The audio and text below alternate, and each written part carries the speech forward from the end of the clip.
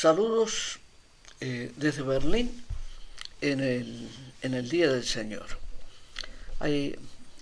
Sabemos que hay personas a las que no les gusta que se haga mención al Día del Señor, pero en realidad la cuestión es que es un día en el que nosotros alabamos y honramos al Dios Todopoderoso. Simplemente eso. Y en este día quería comentar que durante 52 años pertenecía al grupo que estaba convencido que el orden conspiraba contra la libertad. En otras palabras, que se era libre buscando no vivir en el orden, incluso bordeando la anarquía. Esta era mi creencia, que cambió radicalmente el día que por la gracia conocí al Señor, pedí perdón, lo acepté, y desde entonces trato de ser un hombre nuevo. Y este concepto del orden nos tiene que llevar necesariamente a la reflexión de por qué es tan importante el orden. Fundamentalmente porque lo ha establecido Dios, el Eterno, el Dios de Israel, el Todopoderoso. Cuando creó la tierra, ¿cuándo lo hizo? En el principio, comienzo del orden. Y en el versículo 2 del capítulo 1 del libro de Génesis dice: y la tierra estaba desordenada y vacía. Tomando simbólicamente estas palabras, puedo decirles que así estaba en mi vida, hasta que conocí al Señor, que acepté al Señor. Mi vida estaba desordenada y vacía. Desordenada porque pensaba que era mejor vivir en el caos y no en el orden, porque pensaba que mi libertad estaba coartada por el orden, y así estaba, desordenada y vacía, porque no lo tenía el Señor. No había nada en mi interior, solamente una brutal capacidad de lucha. Nada más que eso.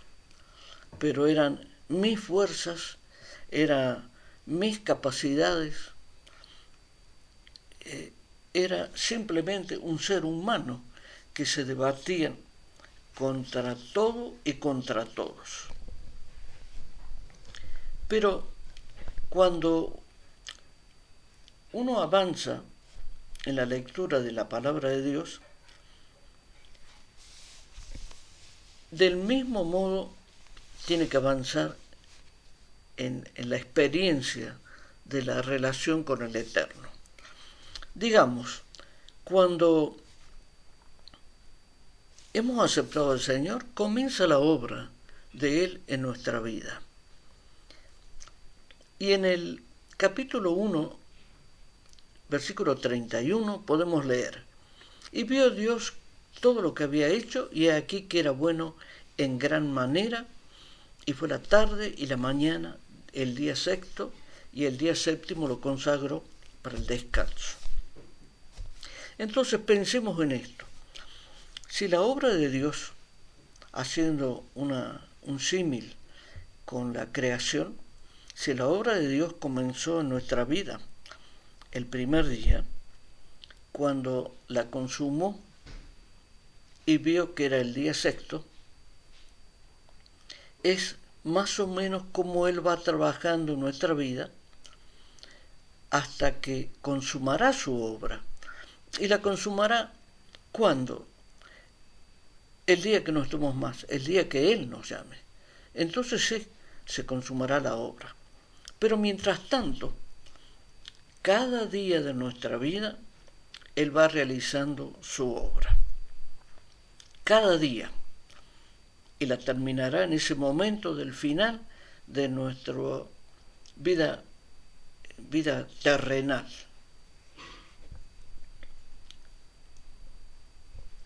¿Y cómo cambió nuestra vida? Hemos ido supuestamente, o deberíamos vivir, progresando día tras día, hasta que volvamos nuevamente a Génesis y recordemos en el capítulo 2 los versículos 2 y 3. Y acabó Dios en el día séptimo la obra que hizo, y reposó el día séptimo de toda la obra que hizo. Y bendijo Dios al día séptimo y lo santificó, porque en él reposó toda la obra que había hecho en la creación. Este es nuestro final. Es decir, en ese día, en el día del final, es cuando se consumará su obra en nosotros. Y debemos considerar dos cuestiones con relación al orden de Dios. Una es que debemos entender y aceptar que solamente viviendo bajo sus mandamientos viviremos una vida plena, completa.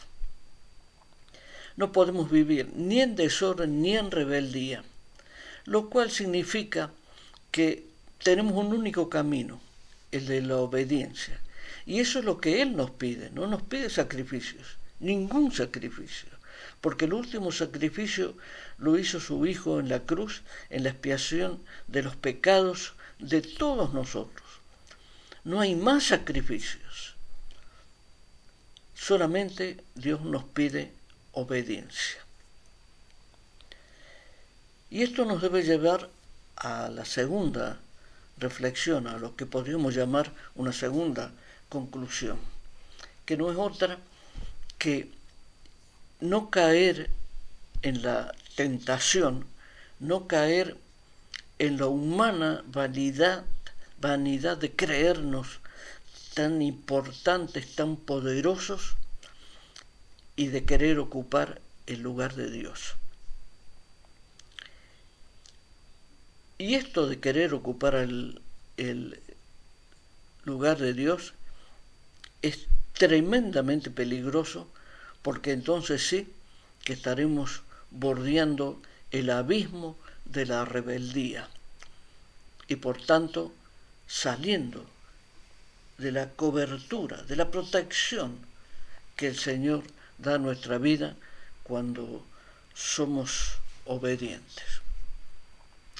Pensando que Dios, que es nuestro Creador, que es el que consume su obra en nosotros, sabe todo lo que precisamos, conoce nuestras debilidades y como conoce quiénes somos, conoce nuestras debilidades, nuestras flaquezas, no nos pide ningún sacrificio, porque nada que Él nos pueda pedir, seguramente lo podremos cumplir. Como no podemos cumplir la ley porque somos imperfectos. Entonces nos demanda obediencia. Así podremos vivir una vida nueva, lo que se llama una vida plena. Esto no quiere decir que no vivamos con dificultades, con problemas, con situaciones muy difíciles, con amarguras, con mucha pena en algunas ocasiones. Pero la gran diferencia está en que Él estará siempre a nuestro lado, porque esa es su promesa. En la hora de la tristeza, Él estará a nuestro lado. En la hora de la debilidad, Él estará a nuestro lado. siempre. Finalmente, tenemos que pensar que con relación al orden de Dios, que no vamos a hacer más ni vamos a hacer menos de lo que Dios quiere que seamos. Por tanto, debemos vivir este tiempo con alegría. Por eso Jesús dijo, mi paz os dejo, mi paz os doy. Porque esto pone gozo en nuestro corazón. Aún en los tiempos tan difíciles que vivimos, debemos vivir con gozo en el corazón. Porque el gozo se origina en la confianza que nosotros tenemos en el cumplimiento de las promesas de Dios. Que Él estará siempre a nuestro lado, que tendrá amor y misericordia por nosotros. Este es el gran cambio